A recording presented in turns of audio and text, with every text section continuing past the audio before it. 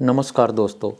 आज मैं आपको जो कहानी सुनाने जा रहा हूँ ये किसी सस्पेंस फ़िल्म की कहानी से कम नहीं है।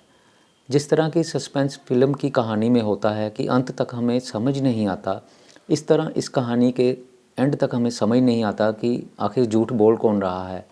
एक तरफ एक लड़का है जो कि इंडियन एयर फोर्स में विंग कमांडर के पद पर पोस्टेड है, और दूसरी तरफ एक लड़की है जो साइकाटेरिस्ट का इंटर्न करने के लिए इंडियन एयर फोर्स में आती है। साइकाटेरिस्ट इंडियन एयर फोर्स में जहाज़ के जो पायलट होते हैं उनकी काउंसलिंग करते हैं। पायलट्स के बारे में सारी डिटेल और उनकी जो फैमिली बैकग्राउंड होती है उनके बारे में साइकाटेरिस्ट को बताया जाता है, और वह समय समय पर उनके साथ काउंसलिंग करते रहते हैं। जो पायलट्स दिन रात जहाज़ को उड़ाते हैं उनके साथ काउंसलिंग करके ये साइकाटेरिस्ट जो हैं ये उनके दिमाग की स्थिति को जानने की कोशिश करते हैं कि क्या ये पायलट जो हैं वो जहाज़ उड़ाने के लिए फ़िट हैं, क्या इनको किसी तरह की कोई दिमागी परेशानी तो नहीं है। अगर है तो वह काउंसलिंग के द्वारा उसको दूर करते हैं ताकि वो फ्री माइंडेड होकर प्लेन को उड़ा सके। तो दोस्तों, इसमें एक विंग कमांडर है जो कि फ़ाइटर जेट उड़ाता है। फ़ाइटर जेट उड़ाने वाले इस विंग कमांडर के ख़िलाफ़ केस दर्ज होता है। वह लड़की को बोलता है कि मैं तुमसे बहुत प्यार करता हूँ और तुमसे शादी करना चाहता हूँ। लड़की जो है वो उस पर विश्वास कर लेती है, और वह लड़की को अपने विश्वास में लेकर लड़की के साथ शारीरिक संबंध बनाता है। वह उसको अपने घर में अम्बाला ले जाता है जहाँ पर वह लिव इन में रहता है। वह जहाँ कहीं भी घूमने जाता है, जहाँ उसका कोई कोलीग मिलता है, तो लड़का जो है वो यही बोलता है कि ये लड़की मेरी वाइफ है। फिर एक दिन अचानक से वह उससे बात करना बंद कर देता है। लड़की उसके घर जाती है तो वहाँ पर वह एक दूसरी औरत की फ़ोटो लगी देखती है। जब लड़की उससे पूछती है तो ये बताता है कि ये उसकी वाइफ है और उसके 2 बच्चे भी हैं। ये सुनकर वो लड़की शॉक्ड रह जाती है। 24 साल की ये लड़की प्रिया इंडियन एयर फोर्स में साइकाटेरिस्ट है। उसने दिल्ली के पार्लियामेंट स्ट्रीट थाने में एक 38 साल के विंग कमांडर के खिलाफ एफआईआर दर्ज कराई है, और उसमें आरोप लगाती है कि उसने शादी का झांसा देकर 6 महीने तक उसका रेप किया। एफआईआर में प्रिया ने बताया कि उसने मुझसे कहा कि वह मुझे बहुत पसंद करता है और मुझसे शादी करना चाहता है। मेरे बार बार मना करने के बावजूद भी उसने मेरे साथ शारीरिक संबंध बनाए। मैंने इस बात का विरोध किया और कहा कि ये गलत है, हमें तब तक इंतज़ार करना चाहिए जब तक हमारी शादी नहीं हो जाती। लेकिन उसने मेरी बात पर कोई ध्यान नहीं दिया और मेरे साथ ज़बरदस्ती शारीरिक संबंध बनाए, और वह मुझे समझाता रहा कि मैं जल्द ही तुम्हारे साथ शादी करूँगा। फिर उस महिला ने बताया कि विंग कमांडर ने मुझे अपनी मैरिड लाइफ के बारे में कुछ नहीं बताया था, और हमेशा मुझसे यही कहता रहा कि मेरी शादी नहीं हुई है और मैं अविवाहित हूँ। और उसने अपने फैमिली मेम्बर्स के बारे में भी उसने मुझसे झूठ बोला। वह अम्बाला में अपने घर मुझे ले गया। वहाँ पर मैं उसके साथ 6 महीने लिव इन में रही। जहाँ भी वो जाता अपने दोस्तों को मुझे अपनी पत्नी के तौर पर मिलाता। प्रिया को उसके बारे में सारी सच्चाई का पता 6 नवंबर को चलता है, जब वह एक दिन अचानक से इंस्टाग्राम पर स्क्रॉलिंग करते करते उस फोटो तक पहुंचती है जिसमें कि आरोपी विंग कमांडर जो होता है वो किसी एक दूसरी औरत के साथ होता है और 2 बच्चे भी साथ में होते हैं। तो प्रिया बोलती है कि मुझे समझ आ गया था कि ये उसकी बीवी है और उसके बच्चे हैं। मैंने उसके माता पिता से फ़ोन पर बात करने की कोशिश की, लेकिन उन्होंने फ़ोन नहीं उठाया। प्रिया बोलती है कि 16 तारीख को फिर मैं अम्बाला गई। वहाँ पर उसके घर में फ़ोटो लगी देखी लड़की की। उससे पूछा, तब उसने जाके बताया कि ये बीवी और बच्चे उसके हैं। वह बोलती है कि तुमने तो मेरे साथ धोखा किया। अगर तुम्हारी शादी हो चुकी थी तो तुमने मेरे साथ ऐसा क्यों किया? तुमने मुझे ये बताया कि मेरी शादी नहीं हुई है और मैं अविवाहित हूँ, जबकि तुम तो पहले से शादीशुदा हो और तुमने मेरे साथ गलत काम भी किया। तो लड़का जो है वो उसको समझाने की कोशिश करता है और उसको अपने घर के अंदर ले जाता है। वहाँ पर ले जाकर वह लड़का उसके साथ फिर से शारीरिक संबंध बनाता है, और उसके बाद वो उसको धमकी देता है कि अगर तुमने ये बात किसी को बताई तो इसमें तुम्हारी ही बदनामी होगी, और तुम्हारी भलाई इसी में है कि तुम चुपचाप यहाँ से चली जाओ। दोस्तों, इतना सब होने के बाद प्रिया जो है वो वहाँ से चली जाती है और सीधे दिल्ली जाती है। दिल्ली में एक थाने में उसके खिलाफ़ रिपोर्ट लिखाती है, और उस टाइम पे उसने जो भी कपड़े पहने हुए थे वो कपड़े भी थाने में जमा करवा देती है। इधर विंग कमांडर को पता चलता है कि उसके खिलाफ़ एफआईआर हो गई है, तो वो कोर्ट में चला जाता है और अग्रिम ज़मानत ले लेता है। उसमें वो दावा करता है कि मैंने लड़की के साथ कोई ज़ोर ज़बरदस्ती नहीं की, बल्कि हमारा जो रिश्ता था वह दोनों का आपसी सहमति से बना था। वह दावा करता है कि प्रिया को पहले से ही पता था कि मैं शादीशुदा हूँ और उसके बाद ही उसने मेरे से दोस्ती की और अपनी मर्ज़ी से मेरे साथ संबंध बनाए। मैंने उसके साथ कोई ज़ोर ज़बरदस्ती नहीं की है।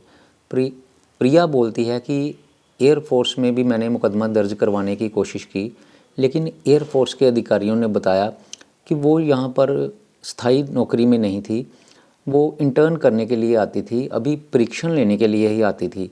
इसलिए उसका मुकदमा जो है वो इंडियन एयरफोर्स में नहीं चलाया जा सकता था। इसके लिए उसको सिविल कोर्ट में ही जाना पड़ेगा। दूसरी तरफ आरोपी विंग कमांडर जो है वो अग्रिम ज़मानत ले लेता है। फिलहाल इस मामले की अगली सुनवाई 3 जनवरी को होगी। प्रिया ने बताया कि वह इंडियन एयरफोर्स में अस्थायी साइकेट्रिस्ट के रूप में नौकरी ज्वाइन करती है। वह फाइटर जेट के पायलट की काउंसलिंग करती है। एक दिन एक कॉन्फ्रेंस में आरोपी विंग कमांडर से मिलती है, दोनों के बीच दोस्ती होती है। वह दोनों फ़ोन पर घंटों घंटों बातें करते हैं और वह लड़का उसको बोलता है कि मैं तुम्हारे से शादी करूँगा। उसके बाद वो लड़का राजस्थान चला जाता है और उस लड़की को भी अपने साथ ले जाता है, जहाँ पर जाकर कि दोनों लिव इन में रहने लगते हैं।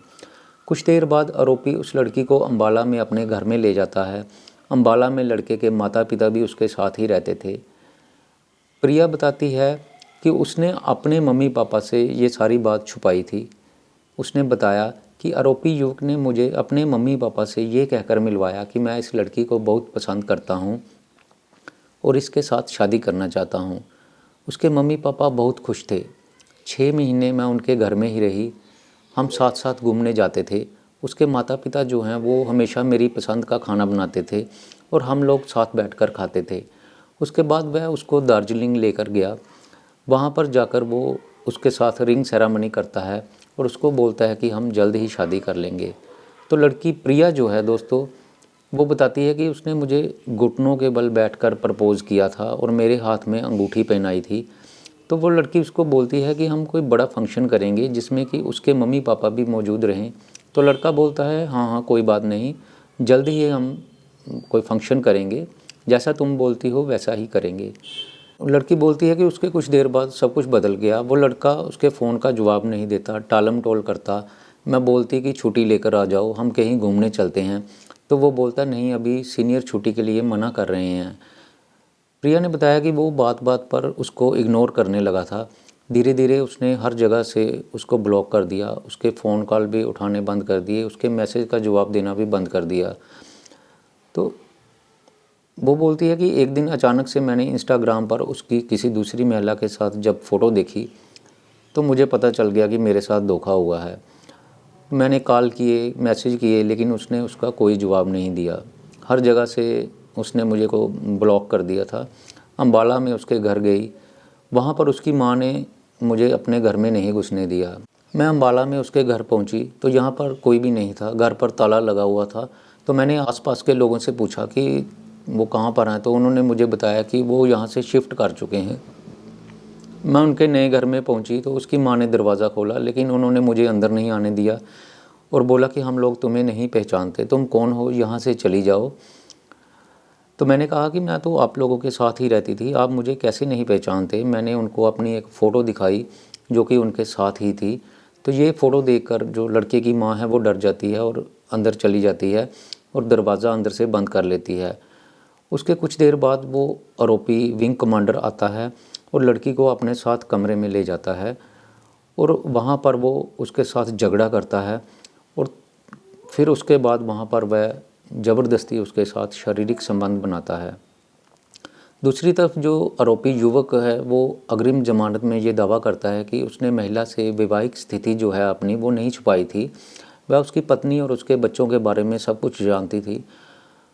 दरअसल वो बोलता है कि उसकी पत्नी ने ही इन दोनों की मुलाकात करवाई थी। वह उसकी पत्नी से फ़ोन पर बातचीत भी करती थी। आप इनकी कॉल रिकॉर्डिंग निकाल के देख सकते हैं। वह कहता है कि लड़की ने उसे कहा कि मुझे एक स्थायी डॉक्टर के रूप में नियुक्त करवा दो। तो मैंने उसको बताया कि मैं ऐसा नहीं कर सकता, मेरी इतनी पावर नहीं है। मैंने उसकी इस मामले में किसी भी तरह से मदद करने से इनकार कर दिया तो उसने मुझे धमकी देना शुरू कर दिया। दूसरी तरफ प्रिया ने बताया कि मैं यहाँ पर इंटर्न करने के लिए जाती थी। मैं वहाँ पर साइकेट्रिस्ट की जॉब करने के लिए नहीं जाती थी, मेरी पक्की जॉब नहीं थी। जो साइकेट्रिस्ट होते हैं उनको पायलट के व्यक्तिगत जीवन की पूरी जानकारी होती है, लेकिन मैं तो यहाँ परीक्षण लेने के लिए जाती थी। मुझे इसके और इसकी फैमिली की बैकग्राउंड के बारे में कोई जानकारी नहीं थी। मैं उसकी पत्नी को बिल्कुल भी नहीं जानती थी।